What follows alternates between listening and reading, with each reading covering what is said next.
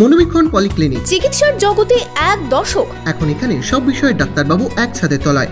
Phone করুন 7477799515 এই নম্বরে।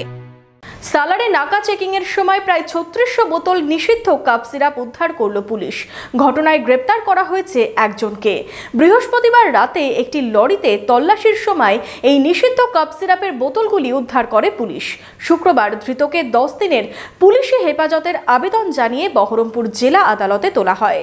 আপনার আনন্দে আমাদের উদযাপন, বিয়ে হোক বা পার্টি, বহরমপুরে এবার luxury banquet hall at golden retreat. জেলায় একমাত্র পিলারলেস ব্যাংকোয়েট, আছে স্পা, সালন, ক্লাব মেম্বারশিপের সুযোগও। বহরমপুর শিল্প তালুকে গোল্ডেন রিট্রিট। সালারের জামুলিয়া মোড় এলাকায় নাকা চেকিং এর সময় প্রায় 3600 বোতল নিষিদ্ধ কাপ সিরাপ ফেন্সিডিল উদ্ধার করল পুলিশ। ঘটনায় গ্রেপ্তার করা হয়েছে একজনকে। পুলিশ সূত্রে জানা গেছে, গোপন সূত্রে খবর পেয়ে বৃহস্পতিবার রাতে কান্দি কাটোয়া রাজ্য সড়কে জামুলিয়া মোড় এলাকায় একটি লরি আটক করে পুলিশ। তল্লাশির সময় এই লরি থেকে উদ্ধার হয় 3600 বোতল ফেন্সিডিল। ঘটনায় গ্রেপ্তার করা হয় গাড়ির চালক সালারের বাসিন্দা জাহাঙ্গীর শেখকে। শুক্রবার ধৃতকে 10 দিনের পুলিশি হেফাজতের আবেদন জানিয়ে বহরমপুরে জেলা আদালতে পাঠায় পুলিশ।